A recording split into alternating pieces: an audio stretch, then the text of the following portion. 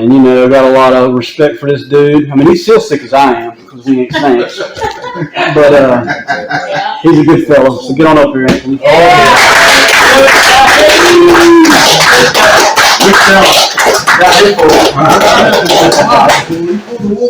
Oh, shoot. Let's hear this fast. Oh, good evening, everybody. My name's Anthony. I am a grateful recovering alcoholic, addict, strung out junkie. Used to be anyway. Used to be a hopeless dope fiend. Now I'm a dopeless hope fiend. Look at here. So, hey, let's have a moment of silence, man. And let's try to bring God in the room, because I definitely didn't think about nothing all day, because that's my best way to do speaking. Is not think about it. Listen. Let's have a moment of silence.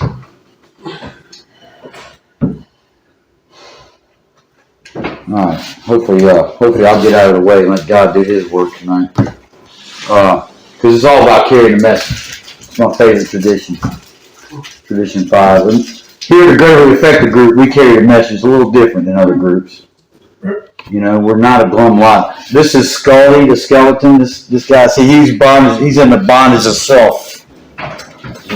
He's the guy. A friend of ours donated it to our group, and this represents the guy who either didn't work the program, or never came in. Never heard the message, or never internalized it. And this is what happens. I'm subject to this. I got one bad decision away from this, especially what's going on out there now. It's crazy, man. I went to a overdose awareness function in Charlotte last Thursday, and they were shooting out some statistics. Last year, we lost 4,100 people to the disease of addiction. An overdose. To me, that's 4,100 too many, right? Especially with the information we got today. There is some new information. It's available to us all. It doesn't matter. To me, it doesn't matter what program you choose. It's all the same. Narcotics Anonymous, Alcoholics Anonymous, Cocaine Anonymous. The message is the same. There's hope. And that's what I got when I went to my first few meetings. I got some hope. I couldn't believe these people were clean and sober. They were too freaking crazy. Can y'all hear me? I definitely don't need no freaking microphone.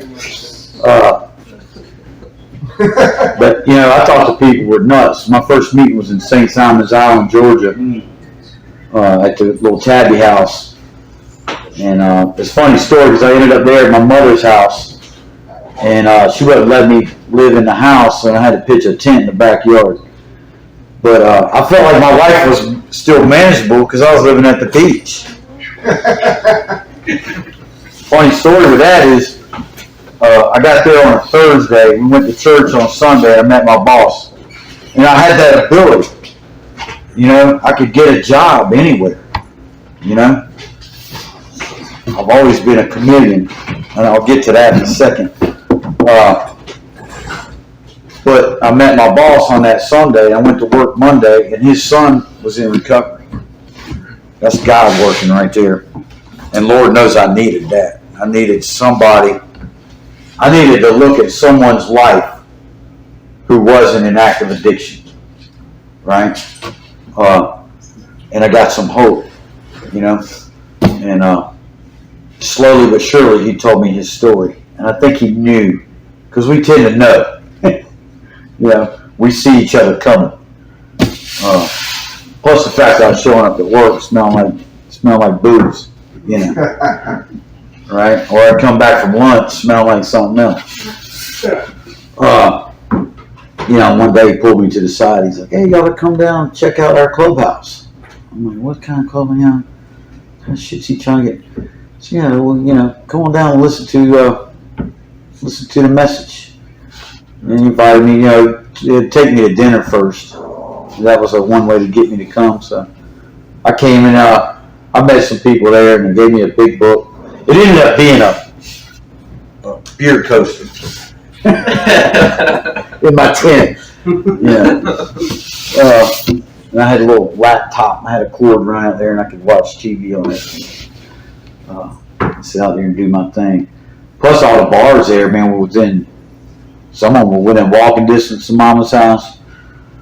And my favorites were driving distance, but you ain't had to worry about nothing on St. Simon's Island. Hell, there wasn't any cops out there, and they weren't about to pull us over anyway. But they had dollar PBR 16 ounces at every bar. That was right money, yeah. And then everything else you needed was at the bar too, to go along with the alcohol. But anyway, my sobriety date is this sobriety date, and hopefully my last, God willing, by the grace of God, go on. Y'all told me it's a 1 day at a time program. All I got to do is 24 hours at a time. But my new sobriety date is 10/3/2018. So here in the next couple of weeks, God willing, we'll hear a big loud pop. As I was told early on that at 5 years, supposedly your head pops out of your ass. So all you guys with less than 5 years, if it's dark and it smells bad, guess where you are? You got your head up your ass. I'm still there. It's dark and that smells bad for me too. But I'm sorry to hear it squeak. So talking about the chameleon thing and being able to mix and mingle. I'm a social butterfly on the outside, but I am kind of a private person. I hold stuff to my chest. But y'all told me I had to tell somebody. And that one person is Richard Martinez.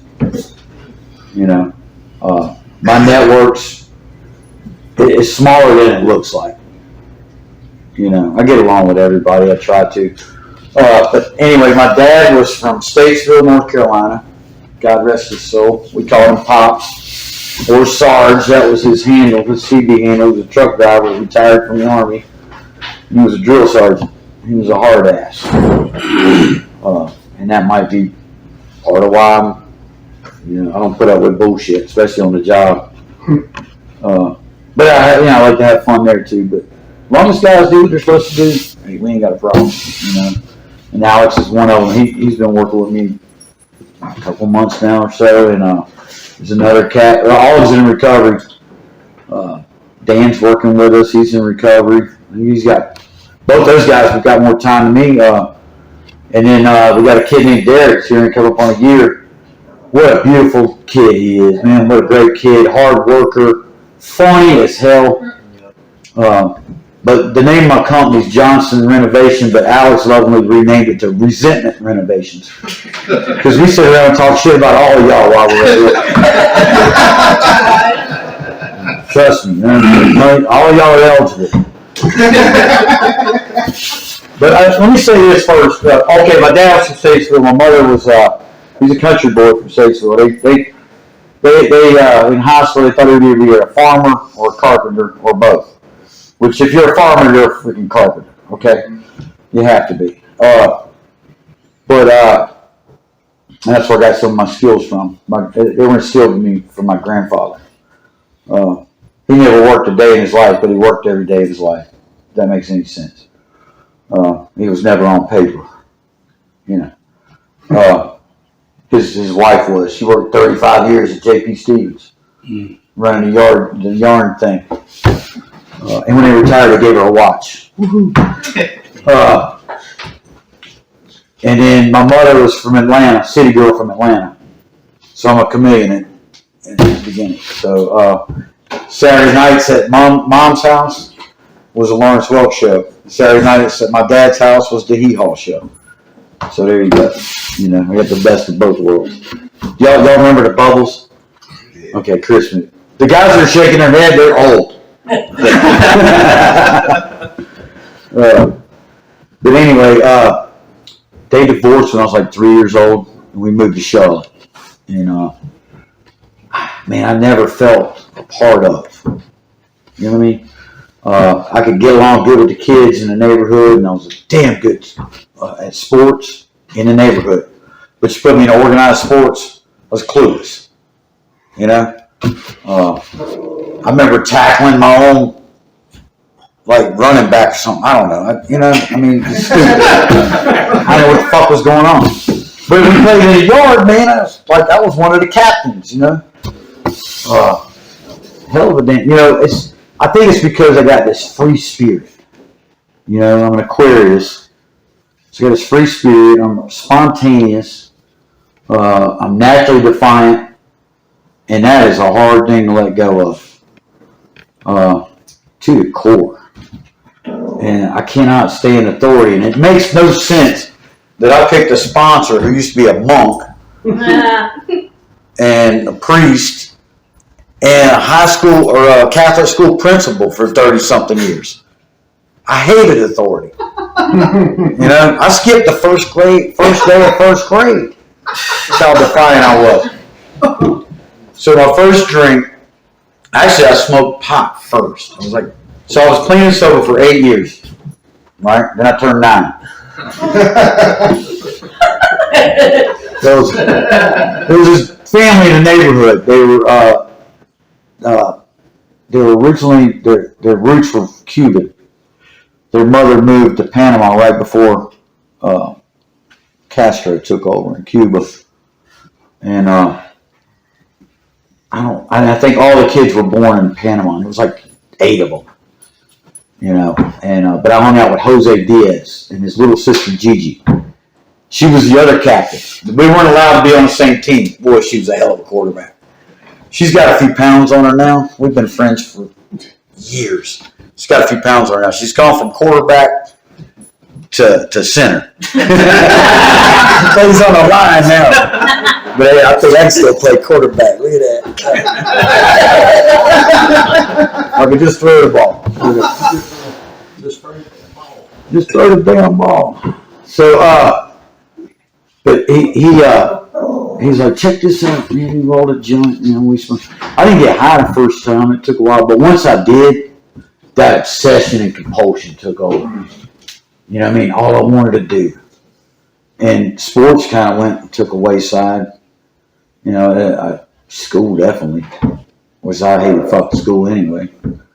But that's all I wanted. But then I turned, I was 11 years old. My mother remarried a man named Donald Carroll Roach. Thank God.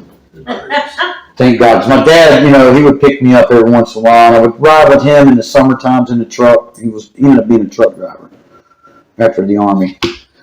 And some good times. Seen everything in the country. Like that. And a lot of it at night. He did a lot of night riding. I don't know why. I think we rode a lot of back roads. I don't know why he did that. But yeah, I've seen a lot of things. But it's like I said, and it's funny too. We rode through Nashville like 4 times on his little runs and stuff. But I never saw it because I was always asleep in the damn thing in the cab. Those are some good times. But I couldn't wait to get back to my buddies, and see what they were doing. But anyway, my mom married this guy named Don Roach, and they had the reception at this clubhouse, one of her friends. And of course, there's, they had an open bar, and then there was a thing of punch. Well, apparently somebody had spiked the punch. I guess somebody dumped some Everclear or something in there. Well, Jose and I were eating the fruit out of it. And we got fucking hammered. I definitely got the taste of alcohol, right away. The fruit tasted good. I love the taste of it. I just couldn't get enough of that. We ended up having a cake fight. This is my first big time getting in big time trouble. Except for that time I got caught skipping the first grade. So you know, the cake we were fighting with, having a cake, was that top piece. Anybody been married in here? Oh my gosh, you saved it. That part. That never happened for them. Sorry. I got in big trouble on that. Big trouble. After they quit laughing. But, so I was and I couldn't get enough of that, man. And so Mom used to have office parties all the time. We lived in an apartment complex, Providence Square Apartments, big time party. You know, this was in the 70s, man. A lot of singles. And she would have office parties, and they called them knockdown dragouts. And my mama, boy, she could throw a damn party. That's one thing she could do. She could throw a damn party. Single mom. Back in those days, I'd come home from school. We were poor as hell. But I'd come home from school, and I'd go to open the refrigerator. My sister would be sitting at the table or something. I remember she'd go, "Don't open that door. The power's out." It happened all the time. You know, she had more bills than she had money coming in. You know, go figure. And I was the baby from my dad, and there was 3 others from her first husband. And, you know, she struggled. And to get them to pay child support was like pulling teeth. So, when it came time for me to pay child support, now, I was in the throes of my addiction, but when it came time, when my head finally cleared up and I figured out that what was more important, and I started paying that child support, that was my main focus. That was one of my biggest amends, was to my ex-wife. And I'll get to that later. But anyway, so yeah, we grew up poor, and she married Don Roach. We ended up moving into a house, and I hadn't lived in a house since I was 3 years old. And we moved into his house, and of course I met all the bad kids in the neighborhood. You know, we did all the bad things you could do: stealing bikes, drinking beer, you know, stealing beers and liquor from our parents. And anyway, but fast forward, we moved from there to Pineville area, and we're doing a job right down the street, and that was in 1980 at the end of Carmel Road Extension. And of course, immediately I found all the bad kids in the neighborhood. And one in particular, Mike Garcia, he was from New Jersey. And he had friends that would mail him pot from New Jersey, because they had just moved down here anyway. And so anyway, so we ran that neighborhood, doing our thing. We'd stand out in front of Winn-Dixie and get people to buy us beer. You know, or we'd stand out in front of a liquor store. There's a liquor store right there. There's an ABC store right there. And we'd go out and hang out in the woods. Didn't matter if it got warm or not. We were drinking. And it didn't matter about quality. I mean, we drink like Stroh's Fire Brew. It didn't matter. We did that because I had 15 pack. You had 3 guys. It was 5 beers each. You know what I mean? It was all about quantity, not quality. You know? And you know, that was my happy place, man, when I could drink or use, you know. But come along 1986 or so, I don't know if anybody remembers, but it got real dry. You couldn't find any marijuana around, right? So there was a lot of drinking, and then there was another drug got introduced to us, was cocaine. And one of our buddies showed us how to turn it into something else where you could smoke it. And life went down from there, bro. I still could maintain, and I did that for years, maintaining. It was just a party drug. But it led me to some more bad people, you know. And then later on in life, I ended up moving to the west side, and I got into some real bad people. I used to go to this place called Merlin's, and I forget the guy's last name. He's dead now. His name was Wayne, too. But W over there played in the house band back then at Merlin's, and the guy that owned the bar played on the drums. And those were some good times. And I could walk to that bar. It was a long walk, but I could walk to that bar. And this is how long ago it was. There was a phone booth out there. You know, so I'd get a good buzz on, then I'd get what I want. I'd text the dealer or call Call it deal. Page. That's the word. You know, 911. And then sit by the phone. Yeah. Those were, I mean, look, it was fun. Then it was fun with consequences. And then it was just consequences. But long about 1998, I started dating my best friend's sister, Ginger Harris. And I chased her all through high school. She ran a whole lot faster than me. And but finally, at this time I was running a hardwood floor business. We were subcontracted doing a lot of work for Shea Homes and some other builders. And had a pretty good little business going. Completely legit. I was actually paying taxes and all that shit like that right there. I had some gray areas. I mean, you have to run business in gray areas. You can't afford to do it completely on paper, man. They don't pay you enough. You know, you got to be able to eat. But anyway, that's another resentment I got to deal with. The government, y'all probably got that too. Anyway, I started dating her, and she literally saved my life because I was so head over heels for her. I dropped all that other stuff. Now, I was still drinking, smoking a little bit of weed. She did too. She didn't drink like me, but she could drive drunk pretty good. She was a really good drunk driver. So we had a lot of fun. And then, Mother's Day, I asked her to marry me. And we got married, and then, hell, within a year, 99, Josh was born. Some of y'all know my son Josh. And then year 2000, little Mackenzie was born. That happened. She was kind of an accident. You know that 6-week thing? Supposed to wait 6 weeks. Well, that was the night she said no, and I didn't take no for an answer. And 9 months later, here was Kenzie. What a blessing. But when I married Ginger, she had a 6-year-old son, and some of y'all know Christian. And great kid.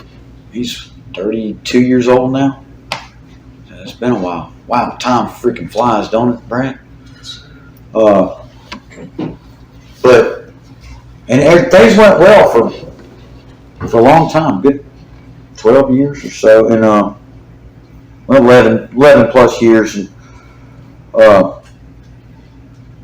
09, she had enough. 08, the mortgage thing hit, and we went from 600 plus homes a year with Shea Homes to like 150, like that. And that was a tough hit. And of course, now you put financial issues with a drunk, and at this point we're arguing a lot. There was a big, huge family fight, and she packed her bags and left. And it's crazy because it seemed opportunistic to me at the time, but I've forgiven her, and I understand now. Because with the steps, I've looked at my part in the situation. And anyway, her dad had just passed a month prior. So it's like room opened up over at her mother's house. And she still lives there to this day. I ended up with restraining order on me. She did allow me to come watch Christian walk the stage at East Lincoln High School. That was one thing we vowed to do, was because her and I had moved around so much, and it seems like at the end of our family moving, we both ended up in the same area and went to the same high school. But she had went, like me, she went to like 20 freaking schools before finally settling down at the end. So we vowed to have the kids go to the same schools. And we did it. Well, let me put it this way. She did it. I was the assistant manager, okay? But back in those days, all I knew was to provide. And if I provided, then I could do what I want, right? I had built a shop down at the bottom of the hill, and I had a refrigerator in it. I'd back the truck in, unload tools, and I'd unload a case of beer into that refrigerator. Then I'd bring a case of beer up to that refrigerator in the house. So I would take a beer from the house down to the shop at night and do my thing. And then I'd drink 3 out of my refrigerator. And then I'd go back up and get another one. So she counted 2. Midnight, 1 o'clock, I'm stumbling up the hill after drinking 3 beers. Right. She got on to that pretty quick. But, man, any of our secrets, what you do in the dark comes to the light eventually. We can't lie. It comes back. God don't like ugly. That's what I've come to know. God don't like ugly. And anyway, let me get to some sobriety. So restraining order. Got to see Christian walk the stage. So I go deep into my throes after she leaves. I had no tools, right? I had no God of understanding. I had no program of action. All I knew was to drink. Well, crack cocaine reared its ugly head again. The devil showed up in the form of a blonde-haired, blue-eyed chick at a bar. And no offense to blondes anyway. Or bottle wine. I think she was.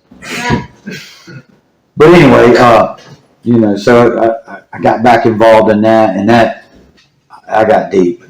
And I had some money stashed, and of course I didn't use it to pay bills. And next thing you know, the foreclosure's coming in.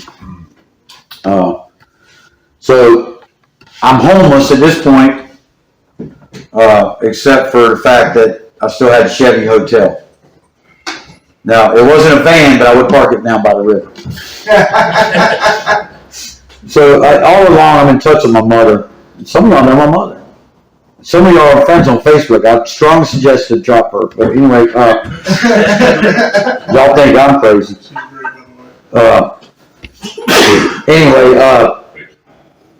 So I'm in touch with her. Finally, she said, why don't you move down here? So here we go to St. Simon's Island. It took me 2 days to get there. At this point, I'm so broke and so deep in my throes of addiction that, I'm hungover, strung out, shaking because I can't get any more booze. But I know how to get gas. They got those big U-Hauls with the step. Well, now if you open up the lid, there's no way to get a hose in there. I call it a Georgia credit card. So a hose about this long. So I just carry around 5-gallon gas cans. And I hit them all around here. I wouldn't steal from you. But a corporation, hey, they got plenty of money. They got insurance. So I'd siphon my 5-gallon, 25 gallons. I'd fill the truck up and I'd siphon 20.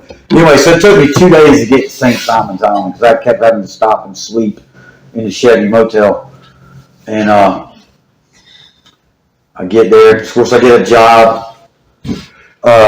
My birthday comes up. I got some money saved up. I've been kind of clean and sober, I wasn't sober, but I was clean. Off of dope. I quit that. But I drank a lot. So, substitute one for the other. And so I decided I'm gonna tie one on. It's my birthday. I'm turning, God, I can't remember. I don't know how old, 42, something like that. Anyway, so I tie one on, and I end up over in Brunswick on the mainland, and I'm driving down the road, and there's a lady of the night walking down the street, drunk as Cooter Brown. I had no business on the freaking road. One of these, catching that saw there. pull up beside her, and she jumps in the truck. She said, "Want a date?" I'm like, "No, I want you to show me where the shit is." I got some money saved up. We go get us a big package, and off we go to the motel. Let me tell you, you know you're in bad shape, or you need, go somewhere when a crack whore tells you need to go to rehab.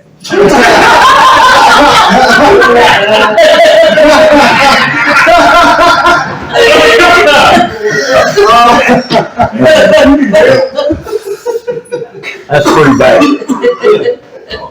So, and finally I turned on my telephone after like 3 days with her. And my boss is calling me, and mom's calling me. And so I answered the phone, and they had got together and did an intervention. And when I got back to mama's house, they made me pack my bags, and they took my ass to Bridges of Hope in Chauncey, Georgia. Chauncey, Georgia's got like 500 people in it, middle of Georgia. And so all there is around there is cotton, peanuts, watermelons, hunting, fishing. That's all they do down there. Drink. And so we go to Bridges of Hope. We lovingly refer to it as redneck rehab. We took care of the place ourselves. We were fully self-supporting, declining outside contributions. And that's where I started to learn about the seven tradition. Anyway, Mr. Lou was the manager at the time. He was a Cajun guy from New Orleans. He said, "Hey, look at here, Johnson." You can call you by your first name, Johnson, or whatever your last name. "Hey, McGinnis." But he gave me this big book. Well used, big book.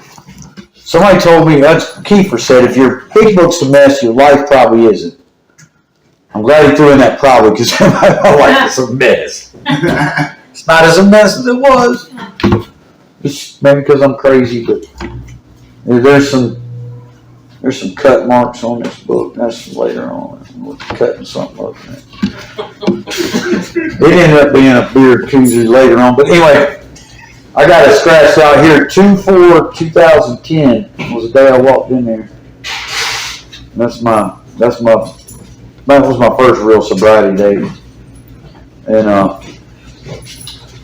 it was a good time to walk in there because Mr. Lou was really happy. The Saints was in the Super Bowl. And I got to watch the Saints that night win the Super Bowl. It was pretty cool. He was real happy for a couple of weeks. But he handed me this big book. And he said, "Look at here, read the first 164 pages. And when you get done, read them again. And when you get done, read them again." And so on and so on.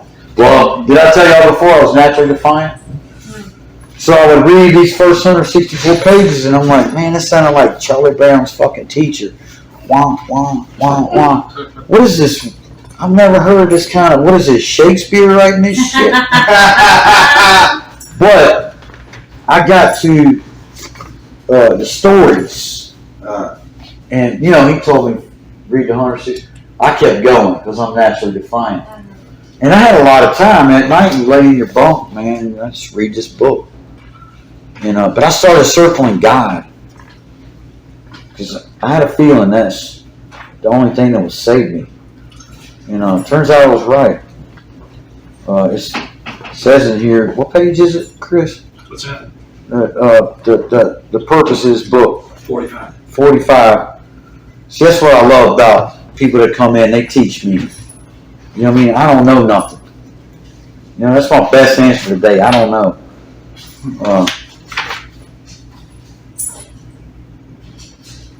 The main purposes.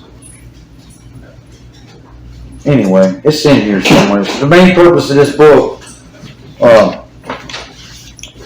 is to introduce it to a God of understanding that'll help me solve all my problems. So when I took and internalized that, I took it as maybe this ain't just about alcoholism or addiction. Maybe this is a design for living. Which, if you read 84 through 87, there's a design for living. The funny thing is, every morning for our morning meeting, we had a schedule we had to follow. Boy, if you didn't follow that schedule, you were late or something for something, you had consequences. You had to write that schedule like 10 times. It's a lot of fucking writing. So there goes your free time. There wasn't no fishing in the pond. There wasn't no playing pool at the rec room. But we would read On Awakening at our morning meeting. And I would sit there. We had pews lined up. You start out on the front pew. And I remember the first night I was there, the first meeting I went to, they're like, hey, you at the front pew, stand up, tell us your name. And I'd stand up and I'd go, my name's Anthony. They'd say, sit down, you still smell like crap. Hard asses. And there were the peanut gallery in the back. Those guys had been there like 6 months. And I'm like, 6 months? They've been cleaning this over 6 months. That was like an eternity.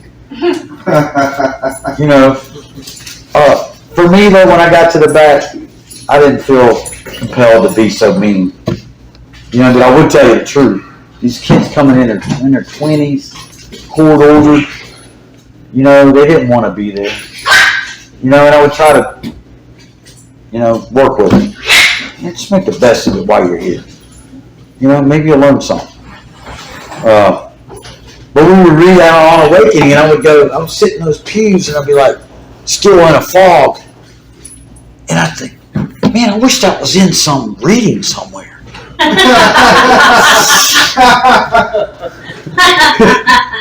One night, laying in my bed reading, I finally went back to the first 164 page. I guess the fog had lifted.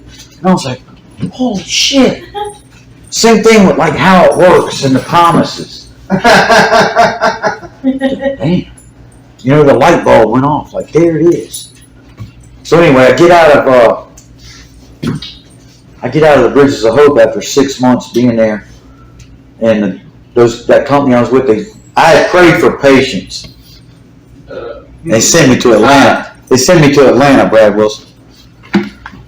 Put me up in a hotel. We were working at in Decatur at the VA hospital, doing CAT scan rooms. And that was a good job. We would work from like 6 a.m. to like 5, so there's a lot of hours. But the first thing we would do was go with the boss's son. We'd go hit a meeting and then go back to the hotel and chill, watch the Braves, whatever. Go downtown, go check out some of the restaurants, whatever, stuff like that. But I got involved in a group called the How It Works group that met at 545 at the NABA Club in Atlanta. And I absolutely fell in love with those people. And I met a guy named Rusty Jones, who later became my sponsor. But I would talk to him. Rusty Jones had like 35 years. But he had nothing better to do. But he loved recovery, and that's what he did. You go to a 7 a.m. meeting, you see Rusty Jones. You go to a noon meeting, you see Rusty Jones. You know, you go to a Triangle Club at 10 p.m. I love 10 p.m. meetings, by the way. You go to a 10 p.m. meeting, there'd be Rusty Jones. So I got a lot of time to talk with Rusty and ask him questions. And I would refer to my ex-wife, because while I was in rehab, she added more time to the restraining order. And I would talk to Rusty, and I would refer to her as that bitch that took out those restraining orders on me. And he sat me down one day, and he straightened me out. He says, that bitch is now going to be referred to as the lovely mother of your children, whether you mean it or not. And you're going to pray for her, and you're going to pray every day for her to have the things that you want. And he says, she's the lovely mother of your children, because who do you think is taking care of those kids while you're out there ripping and running, being a selfish, self-centered piece of shit? But he took me through the steps. And that first step we got to was, and the principle behind it, I got a cheat sheet. Because I don't remember this shit. I had a lot of years of drinking and drugging, you know. But I like the honesty, surrender, right? Because if I don't surrender to this disease on a daily basis, it's just waiting. It's between my ears. You hear people referring, it's in the parking lot. No, that motherfucker ain't in the parking lot. It's right here between my ears. All it wants is my ass. And it'll lie to me in my own voice. Because it has. 2010 was my original sobriety date. 2018. How long was that? It took 8 fucking years to get this shit. To internalize the fact that I was powerless over the disease of addiction. And my life was unmanageable. You know, I knew it was unmanageable. But the best way to drown that unmanageability, but thinking about it, was to use. You know. But that's the only step I gotta work 100%. You know, I cannot have any reservations. Thinking that it's gonna be better this time, it's gonna be different this time. That gets me to the second step, humility. I gotta give up that insane thinking that it's gonna be different this time. And it's not just with the disease, but it's not just with drugs and alcohol. That's with ex-girlfriends. I'm thinking it's going to be different this time. Janine and Stephanie. I still love her, but I know for a fact I've changed some. She don't have a program. She might not have changed. And for me to think that it's going to be different this time, you know, I could get back in that obsession and compulsion like that. You know, if I'm not talking to my guys I'm working with, if I'm not talking to my sponsor that I'm working with. And that sponsorship thing, it's a two-way street. Absolutely. It is a two-way street. That's the heartbeat of this program, right?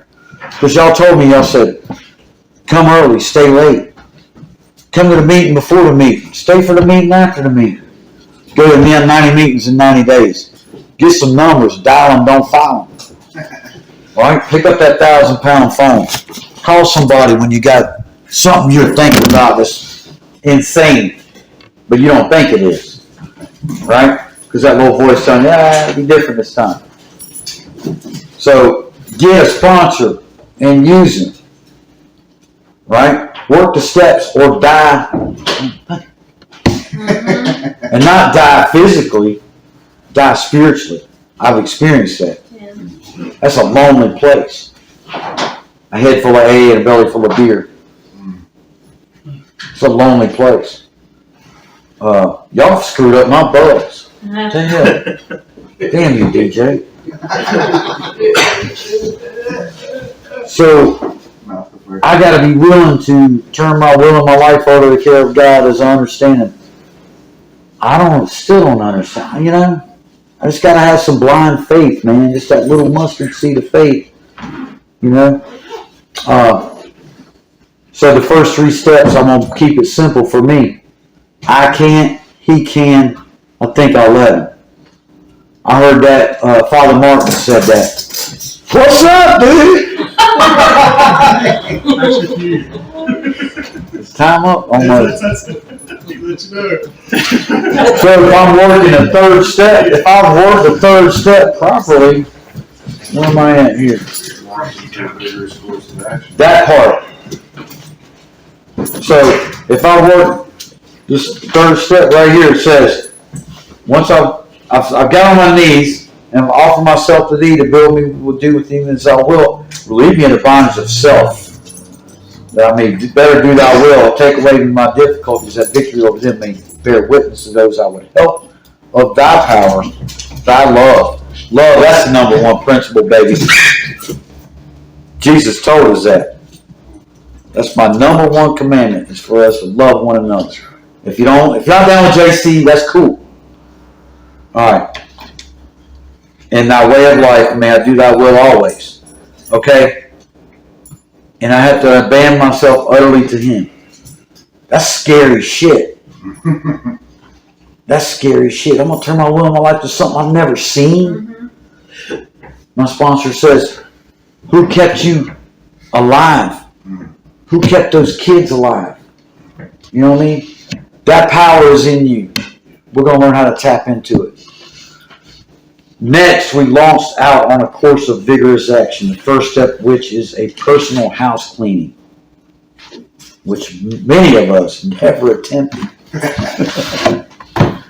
I gotta be honest with that, right? So I'm writing down all my resentments, my fears, my sexual harms, and I'm bringing it to someone,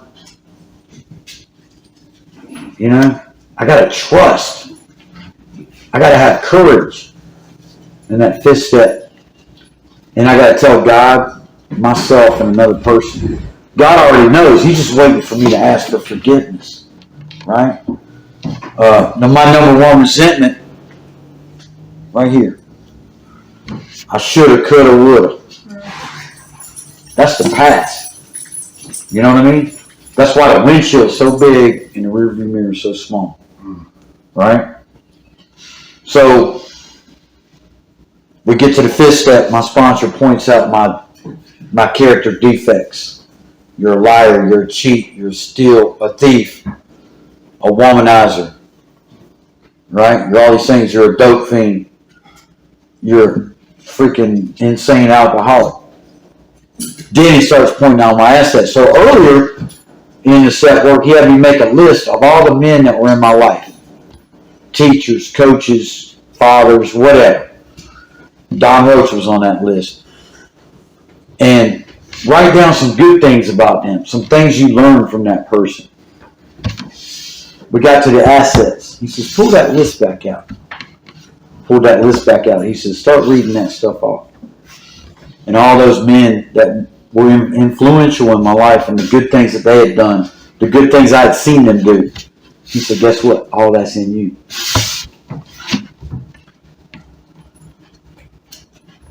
Now it's time to get rid of the liabilities.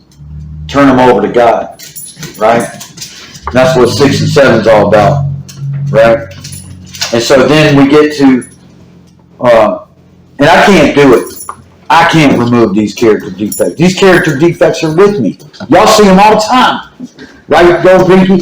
So the reason I call him Gold Pinky Toe is, so he went on a hunting trip with James Gord. And he was up and he's still in the fall, right? It's only like 2 months in. He's up in a tree stand. He sees a deer come. And he pulls that gun up and he shoots it. He mess up and hits his pinky toe.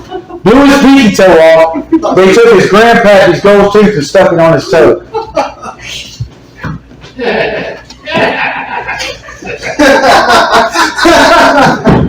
So I gotta take that 4-step list, that resentment list, and I gotta make a list of all the people I've harmed and become willing to make amends with them, right? So I hand that list to my sponsor in the 9th step, and he says, he hands it back to me. He said, there's somebody missing. And hand it back to him. He's like, no, that's not it. And I keep coming up with these different names, and he finally says, put yourself on it. You're first. You need to learn how to forgive yourself. God's already done it. He said, I told you in the 3rd step, there is a God, you're not him. If you don't learn how to forgive yourself like God did, you're playing God. You got to learn how to forgive other people. If not, you're playing God. You're judging people. Quit judging yourself and others. You know, learn how to have some forgiveness, some empathy, acceptance. Right? And then I go through the amends process, and I'm still in the amends process. I'll continue to be in the amends process for the rest of my life. That $32,000 I was in the hole on that child support, free and clear, baby. I can get a passport now. You know, if you owe child support, they won't give you a passport. They don't want your ass leaving the country. So, resolution driver's license. Well, if you show effort, they'll let you keep your license and they won't put you in jail. I found that out. Yeah, just show effort. Anyway, there's some more spiritual principles here. Hope, integrity. We got integrity today, right? Right, Alex? We build something wrong, we'll tear it apart, we build it right? You know, it ain't about us, it's about what we leave behind. 10, 11, and 12, if I live in those steps, I ain't got to worry about reworking the steps if I live in those steps. You know? Man, Went way over the time. It's past 11, y'all. All I got to say is, That clock's fast. it is, oh cool. The message is hope. The promise is freedom. Right? Freedom from active addiction. And this is some NA shit. Which is good stuff. Sorry. Rob Solerchek's not here to police me. If it's good and it helps, what's wrong with it? Right? Amen. NA was born from AA. Thank God for Bill W. and Dr. Bob. Thank God for Jimmy K. and his friends. You know, if y'all know who Jimmy K is, he started Narcotics Anonymous in 1953. You know, and back then addicts weren't allowed to meet. If you were a felon, you could not meet with other felons. They had to meet in secret. And that's why if you hear the readings, it said we're not under surveillance. Thank God. Right? But it says any addict can lose the desire to use. Any alcoholic can lose the desire to drink. Find a new way of life. The message is hope. The promise is freedom. Thanks for letting me.